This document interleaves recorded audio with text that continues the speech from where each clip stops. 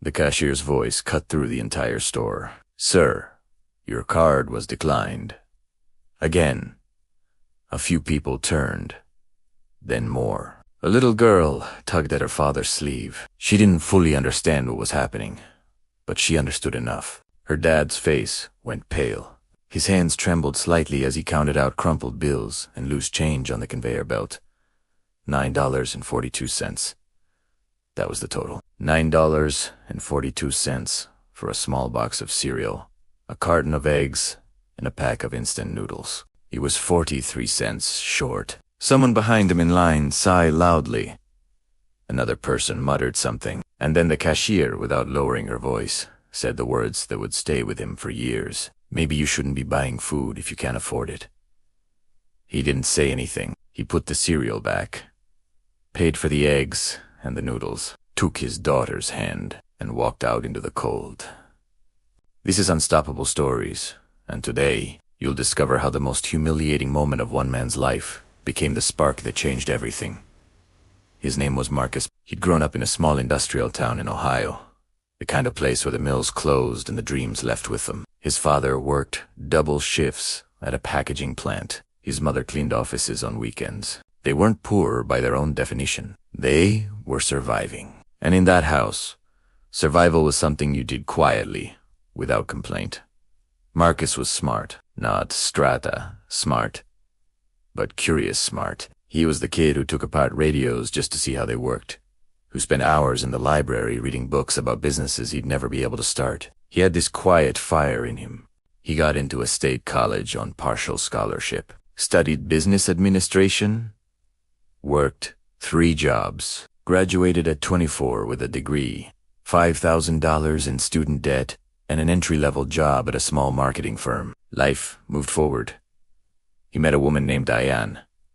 They got married young. Too young, maybe? But they were hopeful. Their daughter, Layla, was born on a rainy Tuesday in April. 3 months later, Diane left. No dramatic fight, no long goodbye. Just a note on the kitchen counter that said she wasn't ready for this life. Marcus was 27 years old, holding a newborn, with a studio apartment, and a salary that barely covered rent. For 2 years, he held it together through sheer stubbornness. He woke up at 5. He dropped Lila daycare. He worked. He picked Lila up. He cooked. He put her to sleep. Then he worked again, freelancing, side jobs, anything. He told himself he was fine. He wasn't fine. The marketing firm cut half its staff in March of that year. Marcus was on the list. He wasn't surprised.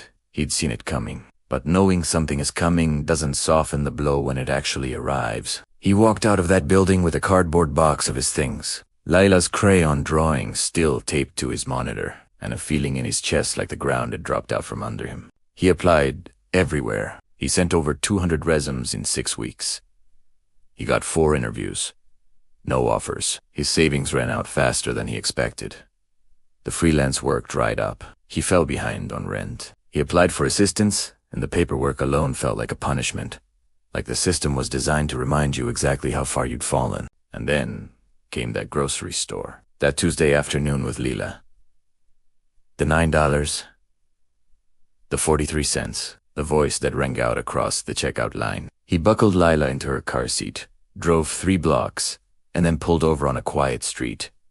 He sat there for a long time. He thought about the men in his father's generation, men who worked themselves hollow and ended up with nothing. He thought about Diane's note on the counter. He thought about every resume he'd sent into the silence. And then Lila asked from the back seat, very quietly, "Daddy, are we okay?" And he said, "We're going to be." He didn't know if it was true. But said Italiano, and something shifted. Would most people have quit? Honestly, yes, and no one would have blamed him. But Marcus didn't quit. That night, after Lila was asleep, Marcus sat at the kitchen table and did something he hadn't done in years. He wrote down what he was actually good at, not what employers wanted, not what his resume said, what he could actually do. He could write. He'd spent years writing marketing copy, ad campaigns, email sequences. He understood what made people pay attention. He understood storytelling. He could build things online. He'd taught himself basic web design out of necessity over the years.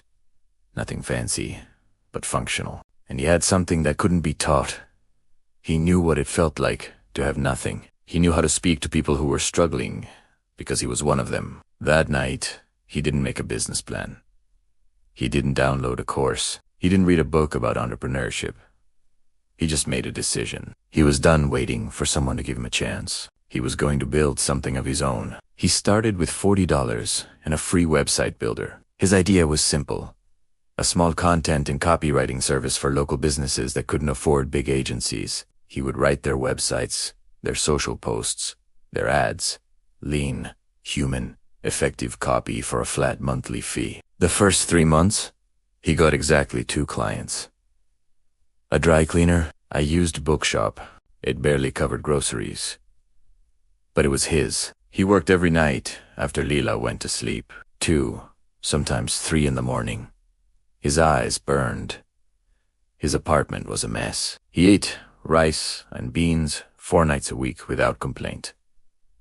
He made mistakes. He underbid jobs and worked for almost nothing. He overpromised timelines and had to apologize to clients.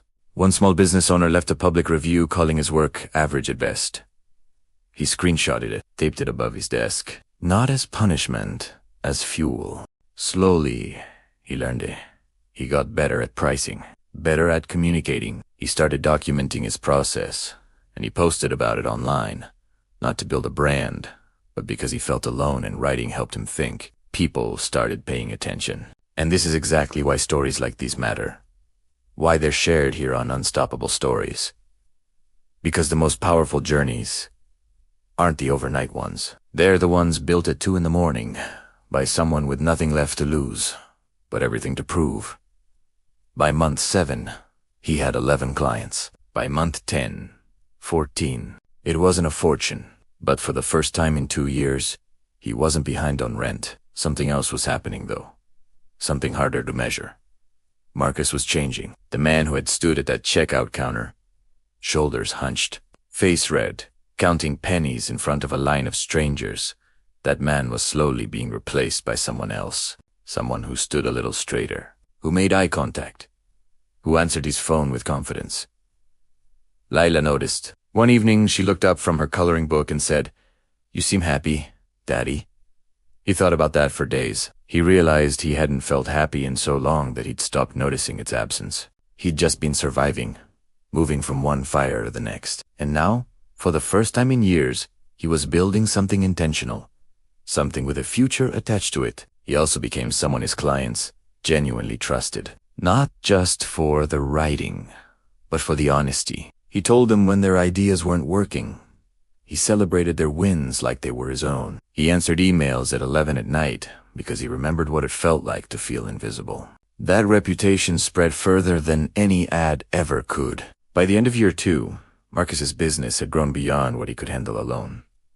He brought on a part-time editor, then a junior designer. He moved from his studio apartment to a 2-bedroom. Lila finally had her own room, with a purple accent wall she'd picked herself. He wasn't rich. He wants to be clear about that. But he was free. Free from the fear that had lived in his chest like a stone for 3 years. Free from the feeling that he was one unexpected expense away from disaster. And then one afternoon, he got a message from a stranger online. A single mother from Georgia who'd read his post about building something from nothing. She said, "I'm exactly where you were. I'm scared. Is it really possible?" He stared at the screen for a long time. I wrote back, "I was at a grocery store once, 43 cents short on a $9 bill, in front of a line of people, and I'm still here." So, yes, it's possible. That message got shared thousands of times. Here is what Marcus will tell you, and what you deserve to hear honestly. It took 2 full years of consistent effort before his income felt stable. There were months where he questioned everything. There were nights he couldn't sleep. Not everyone who starts a business succeeds. Not everyone's path looks like this one. Your journey, if you choose one, will be your own, with its own timeline, its own obstacles, its own version of that grocery store moment. There are no guarantees, only choices. But the people who make it, the ones who actually get to the other side, almost never say they wish they'd quit sooner. Marcus still has that screenshot. The 1-star review, average at best.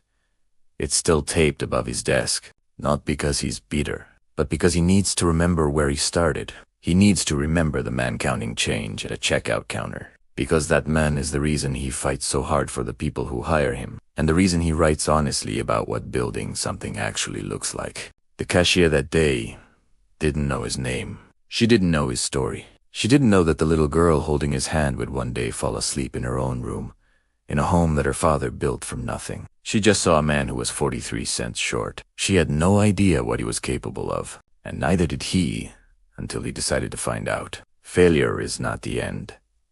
Humiliation is not a verdict. Your current situation is not your final destination. The moment everything falls apart may be the moment your real story begins. This is Unstoppable Stories, because every great success story starts when someone refuses to give up. What's the one moment in this story that hit closest to home for you? Have you ever felt invisible, overlooked, or like you were one bad day away from giving up? Drop it in the comments.